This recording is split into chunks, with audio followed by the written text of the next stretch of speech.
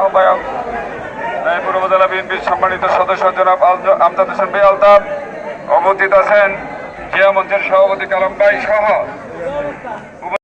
আপনারা সবাই সজাগ থাকবেন। যদি আমার নেতৃবৃন্দরা কেউ কোথাও ভুল করে আপনারা ধরিয়ে দিবেন।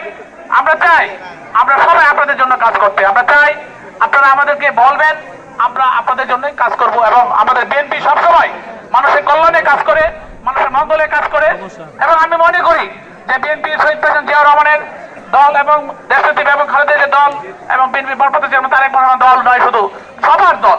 আমরা সবাই মিলে এই দলটাকে সুন্দরভাবে গড়ে তুলবো। আমরা একটা মনে রাখবেন, এই কিছুক্ষণ আগে আমরা রাজপ্রসাদের একটা বাড়িতে গেছিলাম, সেখান থেকে হুন্ডা নিয়ে এসেছি আপনাদের সাথে শরীক হওয়ার জন্য। আল্লাহ আমাকে এখানে আনার সুযোগ করে দিয়েছে, আমি যে সামিল হতে পেরেছি আপনাদের সাথে, সেই জন্য আল্লাহর কাছে অনেক অনেক শুকরিয়া। সবাইকে অনেক অনেক ধন্যবাদ। আসসালামু আলাইকুম ওয়া রাহমাতুল্লাহি ওয়া বারাকাতুহু।